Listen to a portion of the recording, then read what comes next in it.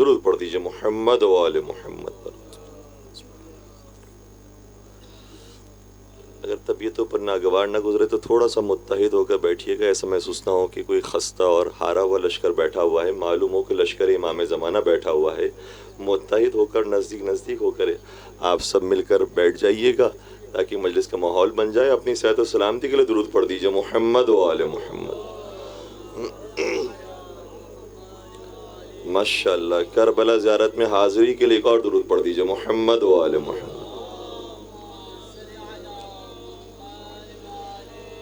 اعوذ باللہ من الشیطان الرجیم، بسم اللہ الرحمن الرحیم، الحمدللہ رب العالمین، الحمدللہ الذی هو الاول والآخر والظاہر والباطن وله الملک وله الحمد یحیی ویمیت ویمیت ویحیی وهو حی لا يموت بیدہ الخیر وهو على كل شیء قدیر، والصلاة والسلام على النبي الأمي القرشي الهاشمي المكي المدني الأبتحي التهامي العبد المؤيد والرسول المسدد المصطفى الأمجد المحمود الأحمد حبيب إله العالمين سيدنا ومولانا أبي القاسم محمد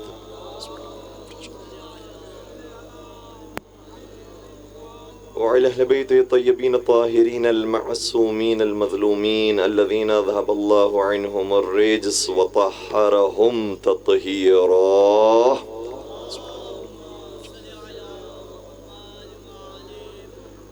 ولعنة الله على أعدائهم أجمعين. أما بعد، فقد قال الله تبارك وتعالى في محكم كتابه المجيد وفرقانه الحميد، بسم الله الرحمن الرحيم، إنما وليكم الله ورسوله والذين آمنوا الذين يقيمون الصلاة ويؤتون الزكاة وهم راكعون ومن يتول الله ورسوله والذين آمنوا فإن حزب الله هم الغالبون۔ درود پڑھ دیجئے محمد وآل۔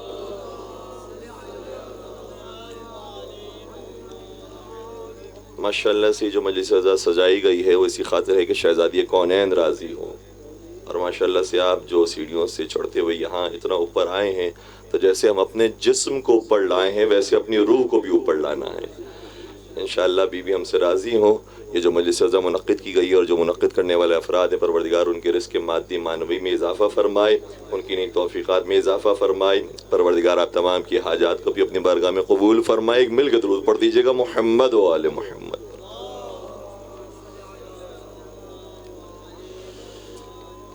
عزیزان گرامی قدر، جس آیت کریمہ کی تلاوت کا شرف حاصل کیا وہ آیت ایسی ہے کہ جو ہمارے بزرگان کی سنی ہوئی آیت ہے، اور یہ آیات وہ ہیں کہ جو ہمارے بچوں کو بھی یاد ہونی چاہیے۔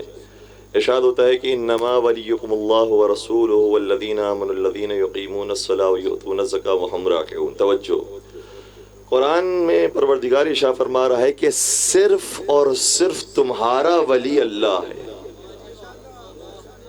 لیکن آیت یہاں پر ختم نہیں ہوئی، آیت آگے بڑھ رہی ہے۔ اگر یہ کسی مکتب کی کتاب ہوتی تو آیت یہیں پر رک جاتی، لیکن یہ اللہ کی کتاب ہے، لہٰذا بات آگے بڑھتی ہے۔ تمہارا ولی صرف اور صرف اللہ ہے اور اس کا رسول ہے۔ والذین آمنوا الذین یقیمون الصلاة ویؤتون الزکاة وہم راکعون، اور وہ بھی تمہارا ولی ہے جو نماز قائم کرتا ہے، حالت رکوع میں زکوٰۃ ادا کرتا ہے۔ تو ہم قرآن مجید کی آیات کے مطابق مولا متقیان کو ولی مانتے ہیں، سرپرست مانتے ہیں، حاکم مانتے ہیں، اور قرآن مجید نے کہا ہے کہ صرف اور صرف تمہارے یہ تین ہی ولی ہیں۔ اس کا مطلب یہ ہوا کہ ہم بھی تین کے ماننے والے ہیں۔ ہائے ہائے ہائے، گھبرائیے گا نہیں، ہم بھی تین کے ماننے والے ہیں، لیکن وہ تین جن کا ذکر خدا قرآن میں کرے۔ جو دنیا والوں کی نگاہ میں تین بن جائے وہ اور ہوتے ہیں، جو اللہ کے قرآن میں آ جائے وہ اور ہوتے ہیں۔ تو صرف اور صرف تمہارا ولی اللہ ہے، اس کا رسول ہے، اور وہ صاحبان ایمان ہیں جو نماز قائم کرتے ہیں، حالت رکوع میں زکوٰۃ ادا کرتے ہیں۔ لیکن بات یہاں پر ختم نہیں ہوئی، بات آگے بڑھ رہی ہے، اور جب بات آگے بڑھی تو اس میں آپ شیعان حیدر کرار کو بھی شامل کیا گیا کہ وَمَن يَتَوَلَّ اللَّهَ وَرَسُولَهُ وَالَّذِينَ آمَنُوا، اب جو مان رہا ہے اللہ کو بھی ولی، اس کے رسول کو بھی ولی، اور انہی صاحبان ایمان کو بھی ولی، فَإِنَّ حِزْبَ اللَّهِ هُمُ الْغَالِبُونَ، تو یہی تو اللہ کا لشکر ہے جو غالب آنے والا ہے۔ شاید اس زمانے کے اندر جس زمانے میں آیت نازل ہوئی ہوگی لوگوں کو سمجھ میں نہیں آیا ہوگا کیسے ہو سکتا ہے کہ علی کے ماننے والے غالب آئیں گے، لیکن ان کو یقین تھا ایک زمانہ ضرور آئے گا جب علی کے چاہنے والے ہی غالب آئیں گے، اور وہ زمانہ ہم اپنی نظروں سے آتا ہوا دیکھ رہے ہیں۔ کربلا میں جتنی بڑی تعداد حسین مظلوم کے روزے پر جاتی ہے اتنی تو اللہ کے حج کے لیے بھی نہیں جاتی۔ مل کے ایک درود پڑھ دیجئے محمد و عالم۔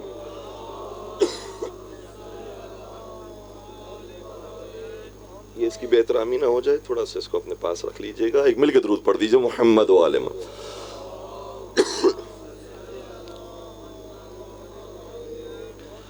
اور میں اپنے بچوں سے درخواست کرتا ہوں کہ آپ قرآن مجید سے قریب ہو جائیے۔ جب ہم قرآن سے قریب ہوں گے خود بخود وارثان قرآن سے قریب ہو جائیں گے۔ قرآن ہماری کتاب ہے۔ اگر کبھی پوچھا جائے کہ شیعوں کی پہلی کتاب اور بنیادی ترین کتاب کون سی ہے تو وہ مفات الجنان نہیں ہے، وہ نہج البلاغہ نہیں ہے، وہ توضیح المسائل نہیں ہے۔ ہم شیعوں کی سب سے پہلی اور بنیادی ترین کتاب کا نام ہے قرآن کریم۔ قرآن میں سب موجود ہیں، قرآن میں علی کے فضائل بھی موجود ہیں، قرآن میں علی کے چاہنے والوں کے فضائل موجود ہیں، قرآن میں علی کے دشمنوں کی پہچان بھی موجود ہے۔ ماشاءاللہ۔ اس لیے ہمیں کہیں اور جانے کی ضرورت نہیں ہے، اللہ کے کلام سے گفتگو کریں۔ حیدرآباد جب ہم گئے تھے تو وہاں پر ایک صاحب تھے، انہوں نے بتایا کہ ہم نے حفظ القرآن کا مدرسہ شروع کیا، لیکن جیسے ہی حفظ القرآن کا مدرسہ اپنوں کے درمیان شروع کیا لوگ عجیب عجیب نظروں سے دیکھنے لگے۔ میں نے کہا آپ گھبرائیے نہیں، اصل میں انہوں نے بھی تاریخ اسلام میں ایسے ایسے حافظ دیکھے، ایسے ایسے قاری دیکھے کہ یہ ان قاری اور ان حافظوں کی وجہ سے اللہ کے قرآن سے بدظن ہو گئے۔ اللہ کے قرآن سے ہمیں بدظن نہیں ہونا، اللہ کا قرآن تو وہ ہے، حسین کا سر تن سے جدا ہو سکتا ہے، حسین قرآن سے جدا نہیں ہو سکتا۔ اسی لئے کسی نے کیا خوب کہا تھا، حافظ تو کائنات میں لاکھوں ملے مگر، حافظ تو کائنات میں لاکھوں ملے مگر، نیزے پہ جو ہوئی وہ تلاوت نہ مل سکی۔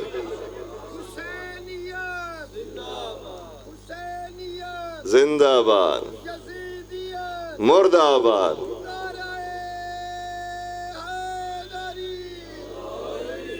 الحمدللہ ہمارا ایک عقیدہ قرآن مجید سے ثابت ہے، ہمیں پریشان ہونے کی ضرورت نہیں ہے۔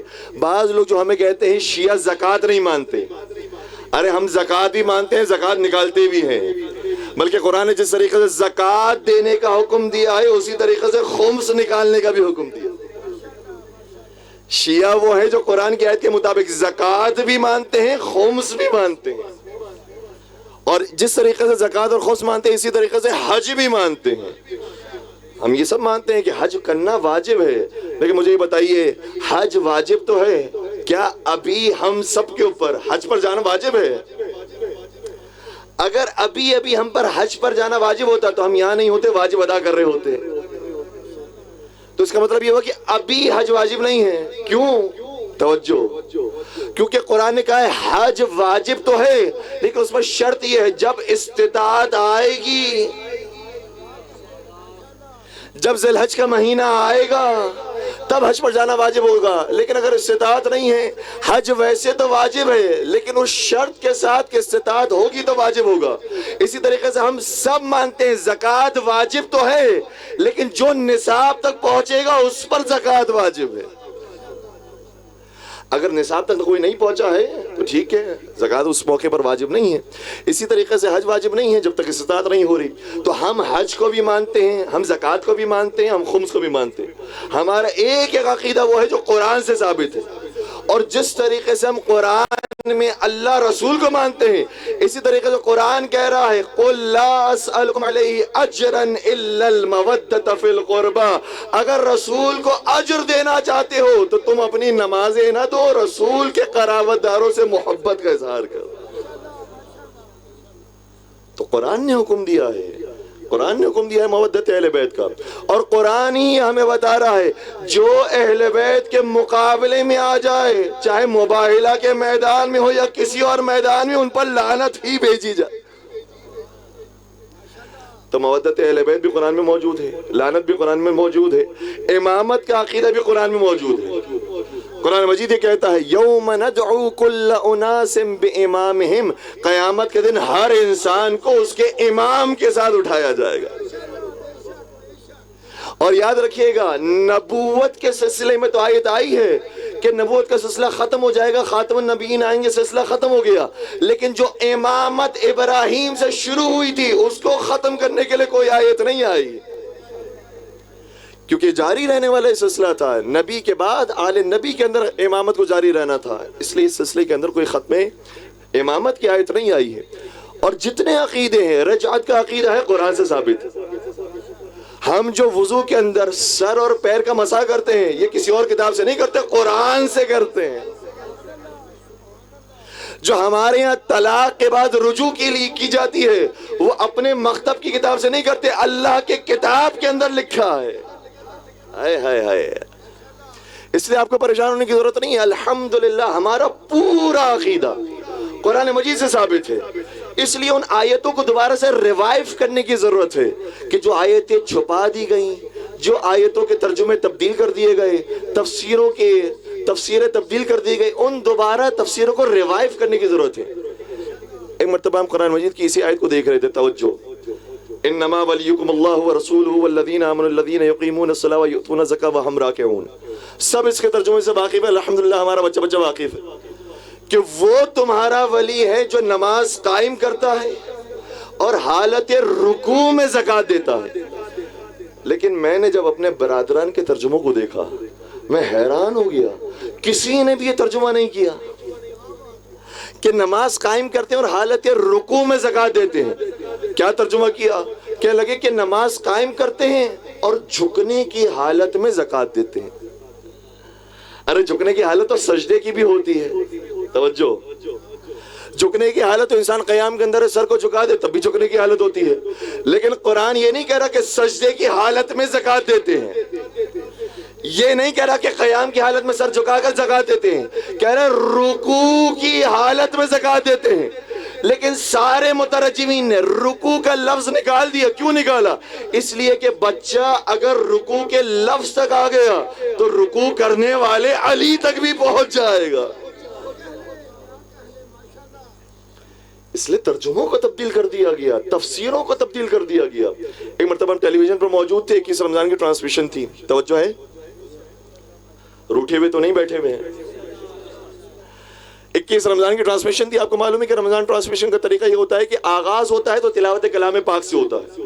کیونکہ 21 رمضان تھی، مولانا متقیان کی شہادت کا دن تھا، پروڈیوسر صاحب نے ہمارے آنے سے پہلے مفتی صاحب سے پوچھا کیا ہی بہتر ہے کہ آج رمضان ٹرانسمیشن کا آغاز کیا جائے تو مولا کی مناسبت سے سورہ دہر سے شروع کیا جائے۔ سنیں کہ سامنے سے کیا جواب آیا، کہنے لگے کہ کیا تعلق ہے علی کا سورہ دہر سے؟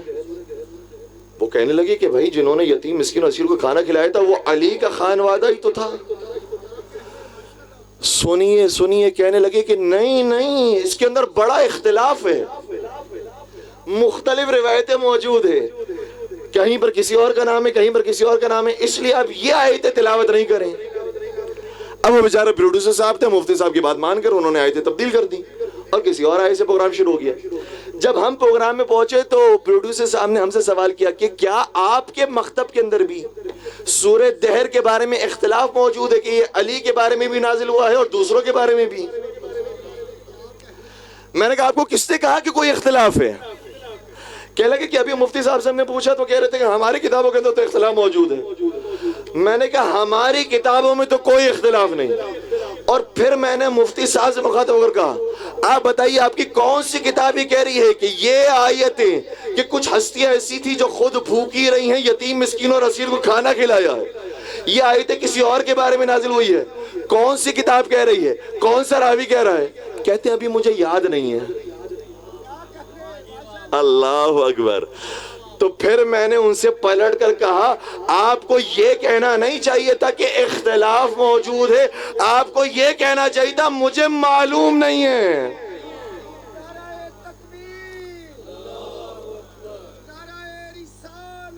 یا رسول اللہ،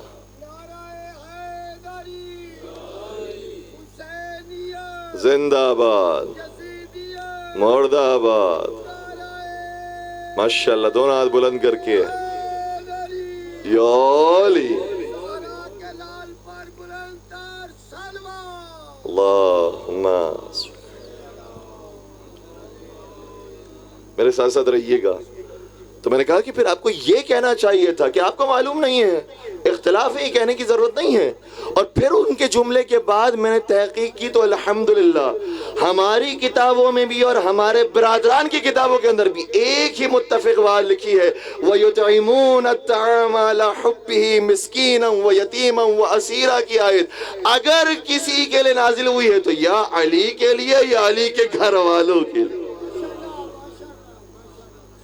بلکہ حتیٰ روایات کے اندر موجود ہے کہ صرف علی مرتضیٰ، فاطمہ زہرا، امام حسن، امام حسین کے لیے نازل نہیں ہوئی ہے، بلکہ جو ان کے نقش قدم پر چلتی ہوئی کنیز آئی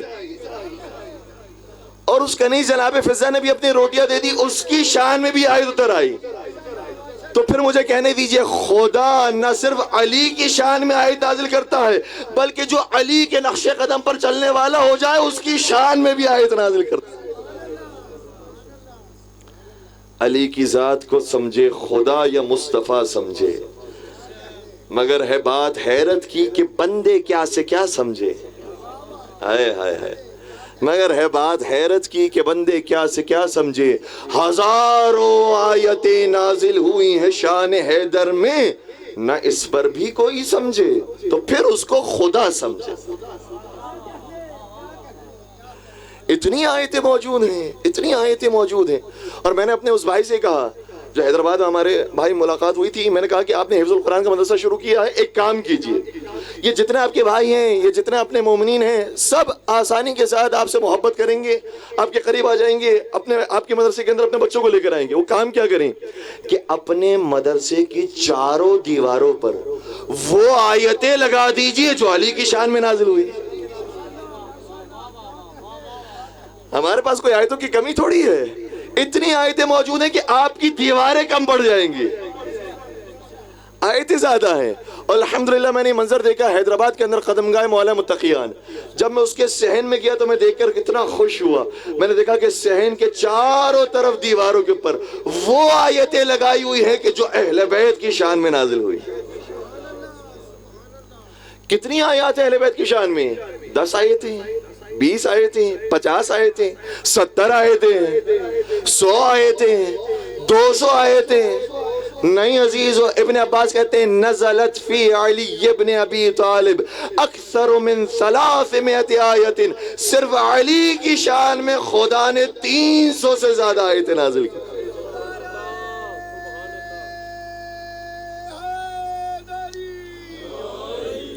تو ہمیں تو پریشان ہونے کی ضرورت نہیں ہے، پریشان تو وہ ہو کہ جس کے بزرگ کے لیے کوئی آیت نہیں اتری۔ ہمارے پاس آیتیں ہی آیتیں ہیں، ایسا ہم قرآن سے قریب نہیں ہوں گے تو قرآن سے کون قریب ہوگا؟ اور پھر ایک اہل سنت عالم دین 900 سال پہلے انہوں نے کام کیا تھا، میں نام بیان کر رہا ہوں، ہمارے جو نوجوان ہیں وہ نوٹ کیجئے گا۔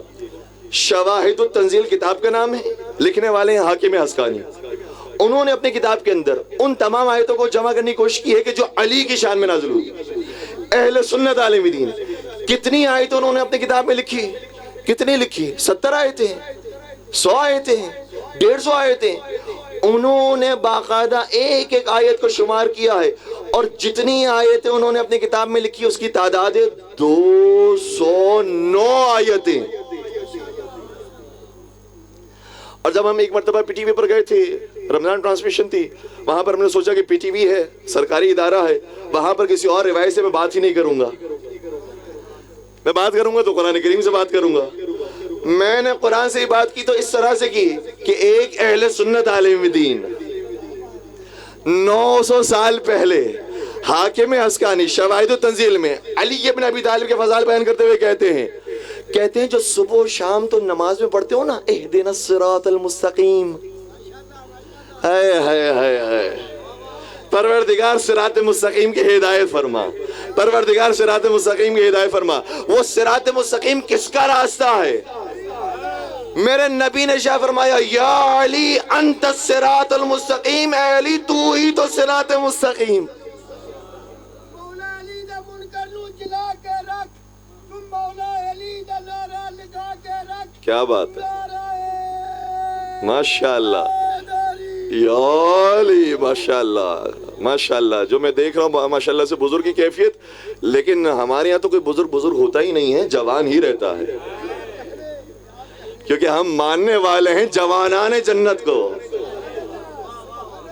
کیسے ہو سکتا ہے کہ ہمارے یہاں کسی بزرگی کا، کسی ضعیفی کا گزر ہو جائے؟ تو انہوں نے 209 آیتیں لکھی۔ میں نے کہا کہ آج میں بات کروں گا ٹیلی ویژن کے اوپر، اسٹیٹ ٹیلی ویژن ہے، ساری بات کروں گا قرآن کریم سے۔ ان کی کتاب کا صرف خلاصہ کچھ منٹ کے اندر بیان کرنے کی کوشش کر رہا ہوں۔ میں نے کہا انہوں نے اپنی کتاب میں جو روایتیں جمع کی اس کے مطابق، میرا ساتھ دیجئے گا، صراط مستقیم ہے علی، امام مبین ہے علی، صالح المومنین ہے، صالح المومنین ہے، راسخون فی العلم ہیں، اول الامر ہیں، طٰہٰ ہیں، یاسین ہیں، آل ابراہیم ہیں، آل عمران ہیں، آیے تطہیر میں، آیے مباہلہ میں، آیے مودت میں، آیے غدیر میں، آیے نجوہ میں، آیے انفاق میں، اور مباہلہ کے میدان میں صادقین میں، اور خلقت آدم سے پہلے آلین میں۔ میں نے کہا سورہ دہر میں، سورہ رحمان میں، سورہ زلزال میں، سورہ عادیات میں۔ میں نے کہا قرآن تیرے پاروں میں علی، مومن کے ناروں میں علی، تو قبر کے باہر جو کر لے تیری قبر کے اندر علی علی۔ قبر چ مولا، حشر چ مولا، میدان چ مولا، فتح چ مولا، 10 منکر علی، وہ کون سی ہے جگہ جدھر نہیں علی؟ کیا بات ہے، واقعی علی، مک گیا رولا، علی مولا، نعرہ حیدری۔ یا علی، ماشاءاللہ، خدا آپ کو سلامت رکھے۔ اور یہ بھی جو انہوں نے بات بیان کی ہے نا، چونکہ بات نکلی ہے اس لیے میں عرض کر رہا ہوں، قرآن نے جس طریقے سے جب ولایت کا ذکر کیا ہے تو 3 ولایتوں کا ذکر کیا، ابھی میں نے آیت پیش کی نا۔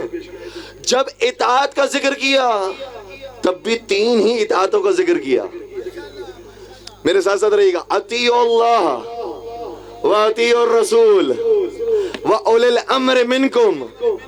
اطاعت کرو اللہ کی، اطاعت کرو رسول کی، اور اطاعت کرو صاحبان امر کی۔ یہ صاحبان امر ہے کون؟ یہ علی ابن ابی طالب نے نہیں بتایا۔ شام سے ایک سوال لے کر آیا علی کی خدمت میں، علی نے کہا میں اس کا جواب کیا دوں گا، میرے بچے حسن و حسین اس کے جواب کے لے کر۔ امام حسن کی خدمت میں آیا، عرض کیا کہ مولا اس کا جواب دے دیجئے۔ امام حسن سے بہت سارے سوالات کیے، اس میں سے ایک سوال یہ تھا، حسن مجتبی یہ بتائیے دنیا کے اندر سب سے سخت چیز کون سی ہے؟ امام نے بلا تعطل فرمایا پتھر۔ کہا اس سے زیادہ بھی کوئی سخت چیز ہے؟ کہا کہ ہاں لوہا، جو پتھر کو بھی توڑ دے۔ کہا کہ کیا لوہے سے بھی زیادہ کوئی سخت چیز ہے؟ کہا کہ آگ، جو لوہے کو بھی پگھلا دے۔ کہا آگ سے بھی زیادہ کوئی سخت ہے؟ کہا کہ پانی، جو آگ کو بھی بجھا دے۔ کہا پانی سے بھی کوئی زیادہ سخت ہے؟ کہا کہ ہاں بادل، جو پانی کو اٹھا دے۔ کہا بادل سے زیادہ کوئی سخت چیز ہے؟ کہا کہ ہاں ہوا، جو بادلوں کو چلائے۔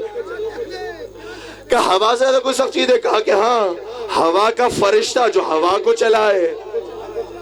کہ ہوا کے فرشتے سے زیادہ کوئی سخت چیز ہے؟ کہا کہ ہاں موت کا فرشتہ، جو ہوا کے فرشتوں کو بھی مار دے۔ کہا کہ موت کے فرشتے سے بھی زیادہ کوئی سخت ہے؟ کہا کہ ہاں خود موت، جو موت کے فرشتے پر بھی آئے گی۔ کہ اور موت سے زیادہ بھی کوئی سخت چیز ہے؟ کہا کہ ہاں امر الہی، جو موت کو بھی فنا کر دے گا۔ اور اس کے بعد فرمایا اور قرآن کہہ رہا ہے ہم ہیں صاحبان امر الہی۔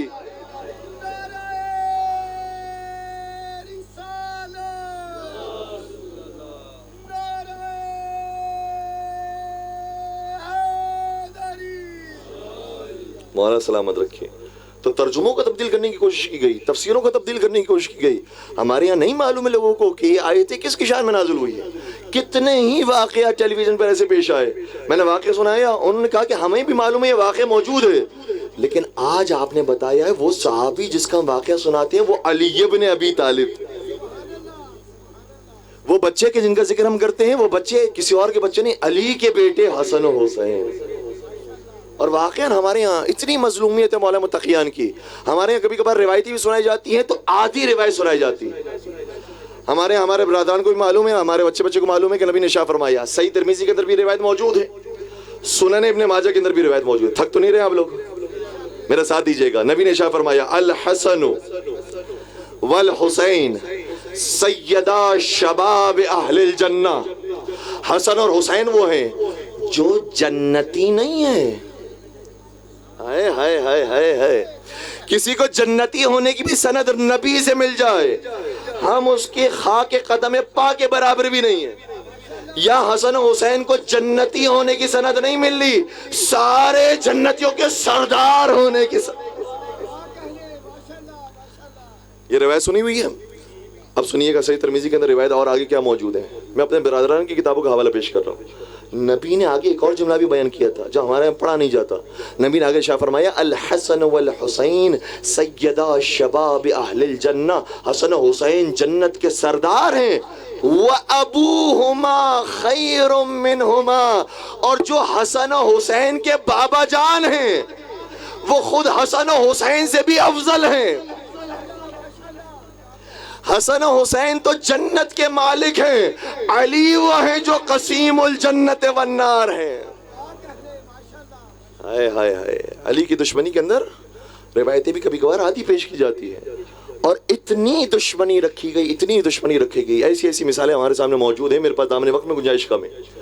روایتوں کے اندر کبھی کبھار جو نبی نے بیان فرمایا تھا اس میں سے ایک نقطہ تبدیل کر دیا، کہیں نبی نے جو بیان فرمایا تھا اس میں سے ایک لفظ تبدیل کر دیا، کہیں نبی نے جو بیان فرمایا تھا اس میں سے ایک جملہ تبدیل کر دیا. اگر ہیں میرے ساتھ ساتھ تو میں مثالیں پیش کروں.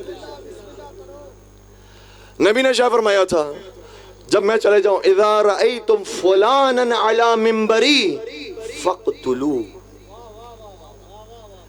یہ ہمارے برادران کی کتابوں کے اندر ہی موجود ہے. نبی نے شاہ فرمایا تھا، جب میں چلا جاؤں اور وہ شخص میرے منبر پر آ کر بیٹھ جائے. اس شخص کا نام بھی موجود ہے، جا کر پڑھیے گا جو صاحبان مطالعہ ہیں. جب وہ میرے منبر پر آ کر بیٹھ جائے تو تم صحابہ کو کرنا کیا ہے؟ فرمایا فَقْتُلُوا، تم اسے قتل کر دینا.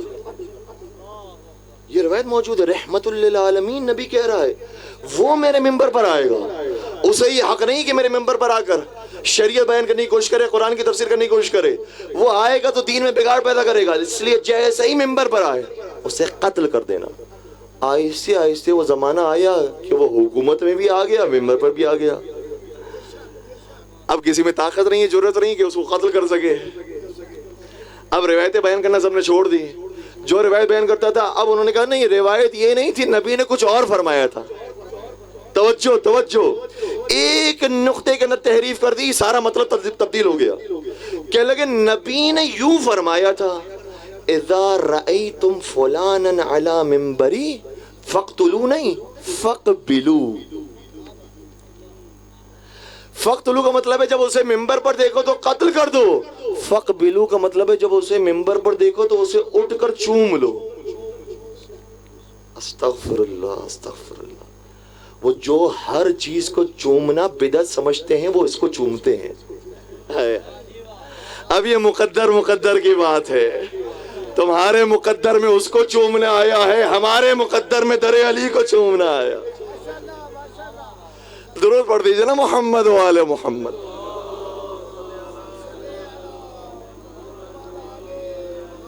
تھک تو نہیں رہے؟ میرے ساتھ ساتھ ہیں. دوسری مثال، نقطہ تبدیل نہیں کیا، پورا لفظ تبدیل کیا. آپ کی روایت سنی ہوئی ہے، میں ہدیہ کر رہا ہوں. اور الحمدللہ ہمارے برادران کے اندر بھی جو سمجھدار لوگ ہیں انہوں نے کہا ہے کہ یہ تحریف شدہ ہے، نبی نے نہیں فرمایا تھا، یہ تحریف کی گئی ہے. روایت آپ کی سنی ہوئی ہے. نبی نے شاہ فرمایا، یا علی انت منی بمنزلت ہارون من موسیٰ الا انہ لا نبی بعدی. اے علی تجھے مجھ سے وہی نسبت حاصل ہے کہ جو ہارون کو موسیٰ سے تھی، مگر یہ کہ میرے بعد کوئی نبی نہیں آئے گا۔ ہارون وزیر بھی تھے، ہارون وصی بھی تھے، ہارون بھائی بھی تھے، ہارون اہل بیت میں بھی تھے، اور ہارون کے دو بیٹے تھے، ایک کا نام تھا شبر، ایک کا نام تھا شبیر۔ اے علی تیرے بھی دو بیٹے ہوں گے، ایک کا نام ہوگا شبیر کے نام پر حسن، دوسرے کا نام شبیر کے نام پر ہوگا حسین۔ ٹھیک ہے، یہ روایت سب کی سنی ہوئی ہے، لیکن روایت میں تبدیلی لانے والوں نے، تحریف کرنے والوں نے کیا کام کیا؟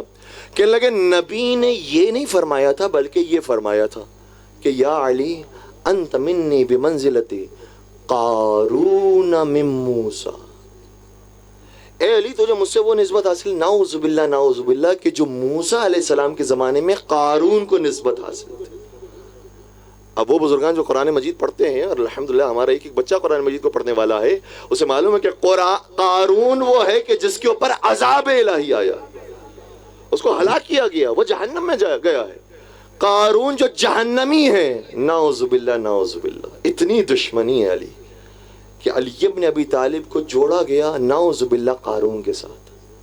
میں کہوں گا جوڑنے والوں کو اتنی بھی عقل نہیں ہے، قارون پیسے والا تھا، علی ابن ابی طالب وہ تھے کہ جو دے دے کر سادہ زندگی گزارنے والے تھے، دنیا کو کھلانے والے تھے، امیر کائنات بظاہر پیسے والے دولت مند نہیں تھے۔ توجہ، قارون پیسے والا تھا، اس کو اپنے پیسوں پر گھمنڈ تھا۔ اگر قارون کو کسی سے ملانا ہو تو کوئی پیسے والا غنی تلاش کرو۔ میں کہہ گیا درود پڑھ دیجئے محمد و آل محمد۔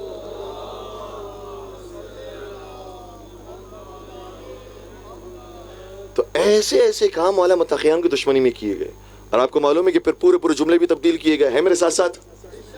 نبی نے شاہ فرمایا انا مدینۃ العلم وعلی بابها، میں علم کا شہر ہوں، علی اس کا دروازہ ہے۔ اور مستدرک الصحیحین کے اندر دو مقامات پر یہ روایت موجود ہے کہ نبی نے شاہ فرمایا تھا فمن اراد المدینہ فلیأت الباب، اب جو شہر میں آنا چاہے وہ دروازے سے ہی آئے۔ اللہ اکبر۔ اور جو ایک مرتبہ دروازے سے آئے گا وہ جائے گا کہاں سے؟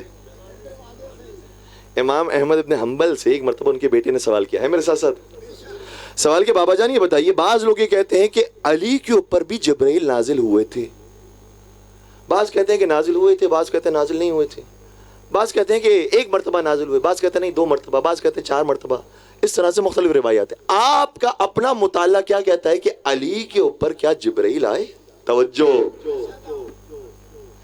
امام احمد ابن حنبل نے کوئی چھوٹا نام نہیں ہے، امام احمد ابن حنبل نے پلٹ کر سوال کیا، کہا نبی پر جبرائیل آئے تھے؟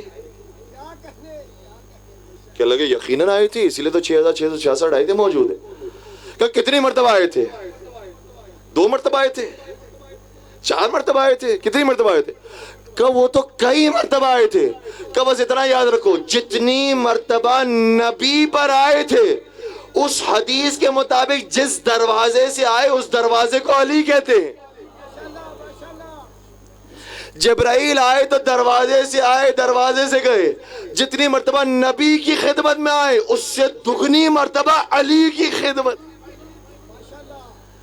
کہا ان کے پاس دگنی مرتبہ آئے کیونکہ نبی نے شاہ فرمایا۔ اب یہ حدیث کا جملہ آپ سب کو یاد ہے، لیکن جو بنانے والے انہوں نے بنایا، ماشاءاللہ محنت کی انہوں نے بھی۔ کہتے ہیں کہ نبی نے آگے بھی یہ بھی شاہ فرمایا تھا کہ علی دروازہ ہے، فلاں اس کی دیواریں ہیں، فلاں اس کی کھڑکیاں ہیں، فلاں اس کی چھت ہے۔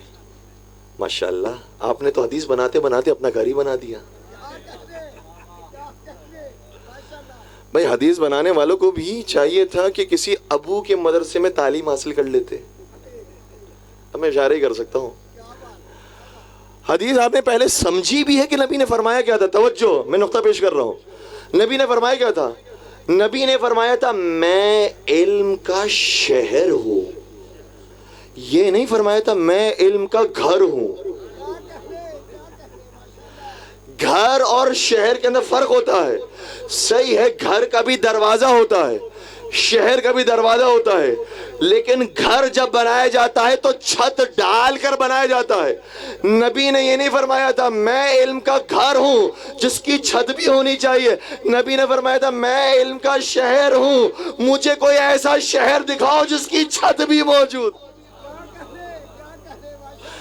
درود پڑھ دیجئے۔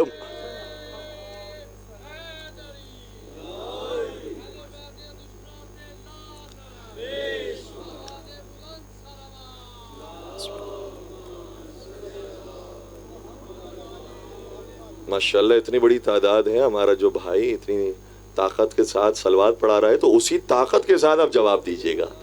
مل کے درود پڑھ دیجئے، محمد و آل محمد۔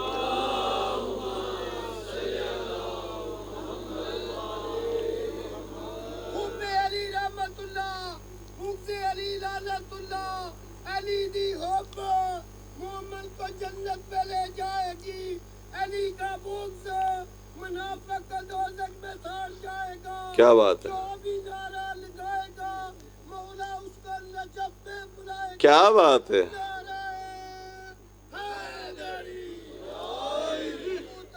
ماشاءاللہ۔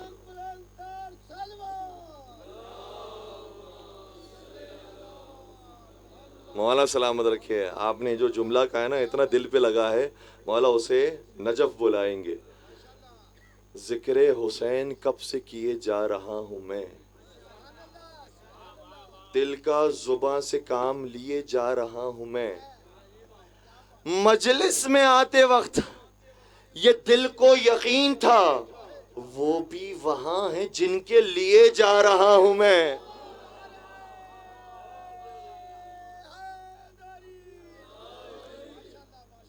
یہ ہستیاں وہ ہیں جو مجلسوں میں تشریف لاتی ہیں۔ بس آزاداروں، میں نے اپنی بات ختم کر دی۔ علی بن ابی طالب سے اتنا بغض رکھا گیا ہے کہ خود علی بن ابی طالب نے اپنا مرثیہ اپنی زبان سے پڑھا ہے۔ فرماتے ہیں الدہر انزلنی ثم انزلنی ثم انزلنی ثم قیل فلان وعلی، مجھ علی کو اتنا گرایا گیا، اتنا گرایا گیا، اتنا گرایا گیا کہ میرا نام اس کے نام کے ساتھ لیا جانے لگا۔ اور کتنی مرتبہ کہا گرایا گیا؟ 3 مرتبہ کہا ہے۔ ہائے ہائے ہائے، سمجھداروں کے لیے اشارہ ہے۔ میرے نام کو اتنا گرایا گیا کہ میرا نام اس کے نام کے ساتھ لیا جانے لگا۔ کہا میں کہ جس سے دین کا آغاز ہوا، جس سے ہجرت کا آغاز ہوا، جس سے نماز کا آغاز ہوا، جس سے زکوٰۃ کا آغاز ہوا، جس سے صلح کا آغاز ہوا، جس سے جنگ کا آغاز ہوا، میں ہر مقام پر نبی کے ساتھ ساتھ تھا۔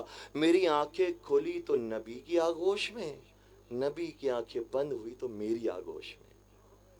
ہائے ہائے، اس علی پر بھی ظلم ڈھایا گیا، ان کے فضائل کو بھی مٹانے کی کوشش کی گئی، اور اولاد علی پر ایسا ظلم ڈھایا گیا جیسے کسی نبی کی اولاد پر بھی نہیں ڈھایا۔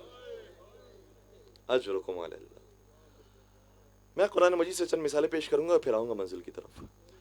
قرآن مجید یہ کہتا ہے کہ حضرت آدم علیہ السلام کے ایک بیٹے تھے جن کا نام تھا حابیل، نیک تھے، قربانی پیش کی، انہیں قتل کر دیا گیا، ٹھیک ہے، لیکن اے حابیل تم اکیلے تھے قتل ہونے والے، صرف تمہیں مارا گیا اور اولادوں کو شہید نہیں کیا گیا۔ یعقوب علیہ السلام تھے، ان کی بہت سی اولادیں تھیں، ایک تھی یوسف جو صرف گم ہو گئے تھے۔ یعقوب اتنا روئے کہ آنکھوں کا نور چلا گیا۔ سید سجاد سے جب کسی نے کہا تھا نا مولا بہت سال ہو گئے ہیں کب تک گریا کریں گے، مولا نے فرمایا کیا تو نے قرآن نہیں پڑھا؟ کہتا ہے قرآن میں کہاں موجود ہے؟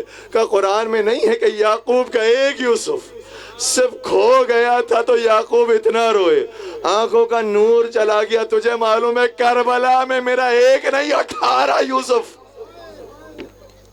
ہائے ہائے ہائے، میرا اکبر مارا گیا، میرا قاسم مارا گیا، میرا اون محمد مارا گیا، میرا چچا عباس مارا گیا، میرا بابا حسین شہید کیا گیا۔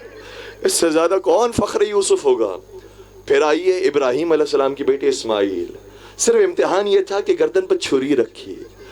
روایت یہ کہتی ہے کہ چھری جو رکھی تھی، چھری کے نشان کو جب ہاجرہ نے دیکھا 3 دن زندہ رہ سکی پھر مر گئی. اے ہائے ہائے ہاجرہ تم نے اپنے اسماعیل پر سے چھری کے نشان کو دیکھا؟ آؤ کربلا میں آؤ، ہم تمہیں علی اصغر دکھاتے ہیں جن کے گردن پر تیر ستم موجود ہے. اور ماں رباب صرف اصغر کا ستم نہیں دیکھتی ہے، شام میں سکینہ کو بھی روتی ہے. اس ماں پر سلام جو شام سے زندان سے آزاد ہونے کے بعد کبھی سائے میں نہ بیٹھی، کہتی تھی میری سکینہ بھی دھوپ میں، میرا اصغر بھی دھوپ میں، میرا ماجا حسین بھی دھوپ میں ہے، رباب کیسے سائے میں آ جائے. سید سجاد جب کہتے رہے اماں سائے میں آ جائیے، سائے میں آ جائیے، جیسے امام بن کر حکم دیا، رباب جو سائے میں آئی تو سائے میں رباب نہ آئی، لاشیں سائے، لاش سائے میں گر پڑی. آزادارو، ہر نبی کا امتحان لیا گیا ہے، لیکن جیسا امتحان علی اور اولاد علی کا لیا گیا ایسا کسی کا نہیں لیا گیا. علی کے جتنے بیٹے ہیں سب کو شہید کیا. امام حسن بھی شہید، امام حسین بھی شہید، ابو الفضل عباس بھی شہید، سید سجاد بھی شہید، امام باقر بھی شہید، امام صادق بھی شہید، امام کاظم بھی شہید، امام رضا بھی شہید، امام تقی بھی شہید، امام نقی بھی شہید، امام عسکری بھی شہید. اے علی کتنی دشمنی تھی تجھ سے، تجھے مار دیا گیا لیکن تجھ سے دشمنی ختم نہ ہوئی.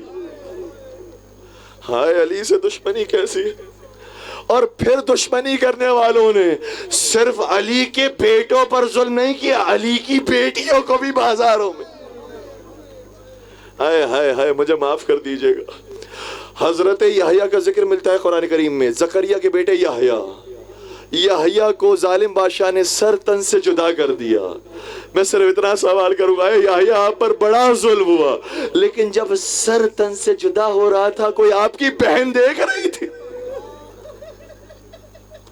کوئی بہن دیکھنے والی تو نہیں تھی؟ کوئی 4 سال آپ کی بچی دیکھ رہی تھی؟ کوئی آپ کا وارث دیکھ رہا تھا؟ آئے حسین مظلوم تجھ پر لاکھوں سلام، تو گودال کے اندر کٹ رہا تھا، 40 قدم کے فاصلے سے بہن دیکھ رہی. بہن کے لیے زندہ رہنا مشکل ہے، مر جانا آسان ہے.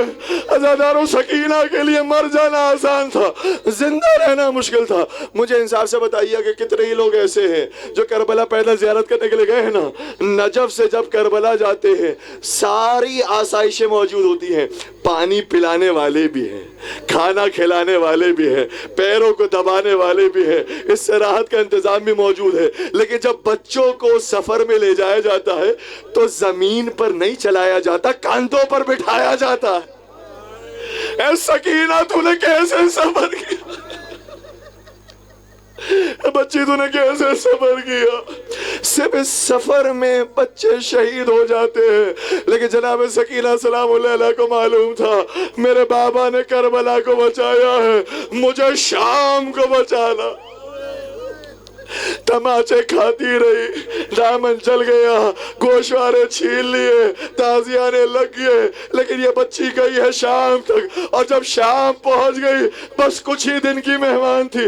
عزادارو اگر کسی کے وارث کا کوئی لباس بھی لا کر دکھاتا ہے انسان سے رہا نہیں جاتا، اتنا روتا ہے کہ غش کھا کے بے ہوش ہو جاتا ہے.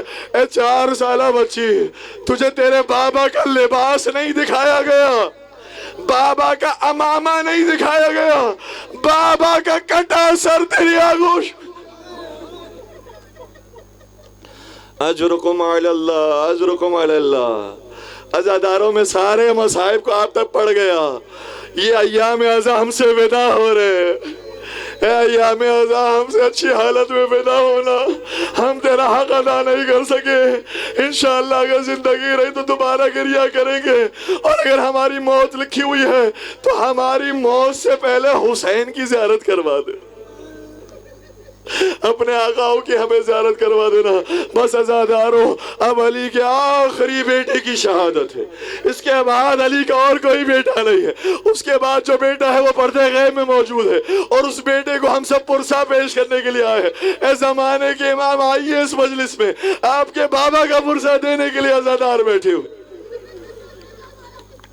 ہائے علی کے اس بیٹے کو حسن عسکری کو 6 سال مدت امامت تھی، لیکن 6 سال میں سے 3 سال زندان میں رکھا گیا. کبھی کسی زندان میں، کبھی کسی زندان میں. کوئی زندان ایسا ہوتا تھا جس میں نہ دن کا پتہ چلتا نہ رات کا احساس ہوتا. جب زندان میں گئے تو اندھیرا ہی اندھیرا ہے. گھنٹوں گزر گئے، سورج نہیں دیکھا. اے حسن عسکری آپ پر سلام. سامرہ میں آپ کی مرقد موجود ہے، لیکن زندان کی کیفیت تو دیکھے. کبھی کسی اور زندان میں ڈالا گیا، مولا نماز پڑھنا چاہتے ہیں لیکن کھڑے ہو کے نماز نہیں پڑھ سکتے. مولا اس سے رات کے لئے پیروں کو پھیلانا چاہتے ہیں لیکن پیروں کو پھیلا نہیں سکتے. اے حسن عسکری بڑا ستم آپ پر ڈھایا گیا، مختلف زندانوں میں ڈالا گیا، لیکن اے امام حسن عسکری میں جملہ کہنا چاہتا ہوں. ہم نے دیکھا ہے بعض معصومین کو زندانوں میں ڈالا گیا، امام موسیٰ کاظم کو بھی زندان میں ڈالا گیا، لیکن آپ کے زندان میں اور سجاد کے زندان میں فرق. آپ کو زندان میں ڈالا گیا تو بہنوں کے ساتھ نہ ڈالا گیا، پھوپھی اماؤں کے ساتھ نہ ڈالا گیا. اے سجاد تیرا زندان عجیب ہے. کبھی سکینہ آتی ہے کہتی ہے بھیا یہ بتائیے کب آزادی ملے گی. کبھی پھوپھی اماں کہتی ہے بیٹا سجاد تو نے کھانا کھایا ہے، تیرے بچوں نے اب تک کھانا نہیں کھایا، ہائے یہ کھانا اپنے بچوں کو دے دو. سید سجاد نے زندان کاٹا ہے تو بہنوں کے ساتھ، پھوپھی اماؤں کے ساتھ. بالآخر حسن عسکری کے زندان ختم ہوئے، لیکن آزاداروں آزادی مل کر گھر نہیں آئے. جو زندان ختم ہوا تو قبر ملی. کسی نے زہر دیا اور زہر دینے کے بعد جب امام کو گھر بھیجا گیا یہ بتانے کے لیے کہ ہم نے زہر نہیں دیا، یہ طبی موت اس دنیا سے گئے ہیں. میرے مولا 28 برس کے تھے یا بعض روایتوں کے مطابق 29 برس کے تھے. عزاداروں محسوس کیجئے گا 28 برس کا جوان کیسا ہوتا ہے، لیکن جو زہر میرے مولا کو دیا گیا، میرے مولا 28 برس میں بوڑھے نظر آتے تھے. مولا تیرے بوڑھے ہونے کا میں نے ذکر سنا، مجھے پھر 28 برس سے 18 برس کی ایک دادی یاد آئی جو 18 برس میں جوانی میں بوڑھی ہو گئی. اے مولا 28 برس میں آپ کو زہر دیا گیا، گھر میں لائے اور پھر سارے قاضیوں کو بلایا، سارے طبیبوں کو بلایا، اشرافیہ کو بلایا، درباریوں کو بلایا. کہنے لگے گواہی دو ہم نے زہر دے کر نہیں مارا، یہ طبی موت اس دنیا سے گئے ہیں. میں کہوں گا اے حسن عسکری آپ کو زہر تو دیا گیا، لیکن کم از کم ظالموں کو اتنی شرم تو تھی، کہتے تھے ہم نے نہیں مارا. آپ کربلا میں آئیے تو دیکھتے حسین کو ذبح کیا جا رہا ہے. یہ فوج کیا کہہ رہے میں نے حسین کو مارا، میں نے عباس کو مارا، میں نے اکبر کو مارا، میں نے اصغر کو مارا. اور پھر امام عسکری کا جنازہ تیار ہوا. اے ہائے عزادہ رب آخری زحمتیں ہیں. پھر انشاءاللہ نیچے تابوت بھی برآمد ہوگا، تابوت کو کاندھا دیجئے گا، اس تابوت کو کاندھا دیجئے گا جس تابوت کو آپ کے وقت کے امام نے کاندھا دیا. جب جنازہ اٹھ رہا کیا دیکھا، جعفر آیا نماز پڑھانے کے لیے، لیکن ابھی نماز شروع کرنے والا تھا کہ ایک 5 برس کا بچہ آگے بڑھا، کہا کہ یہ میرے بابا ہے. اے جعفر تو پیچھے ہٹ جا. 5 برس کے وارث نے آ کے نماز پڑھائی اور وارث نے آ کے سپرد لحد کیا. میں آخری جملہ ہدیہ کر رہا ہوں، جس کی مرضی ہے زمانے کے امام کو پرسہ پیش کرے. اے زمانے کے امام، آپ 5 برس کے تھے تب بھی اپنے بابا کو اپنے ہاتھوں سے دفنایا. جس کا وارث زندہ ہوتا ہے وہ اپنے باپ کی میت کو بغیر دفنائے دیکھ نہیں سکتا. سلام و آقا سید سجاد پر کچھ قدموں کے فاصلے سے بابا کے ایک بے گور و کفن لاشے کو دیکھ رہے تھے. سجاد چاہتے تھے آ کر دفنائے، لیکن وہ کیسے دفنائے جس کو پیچھے سے تازیانے مارے جاتے ہو، ہاتھوں میں ہتھکڑیاں ہو، پیروں میں بیڑیاں ہو. اے سجاد کیسے تو بابا کے لاشے کو دیکھتا رہا اور کربلا سے کوفہ، کوفہ سے شام.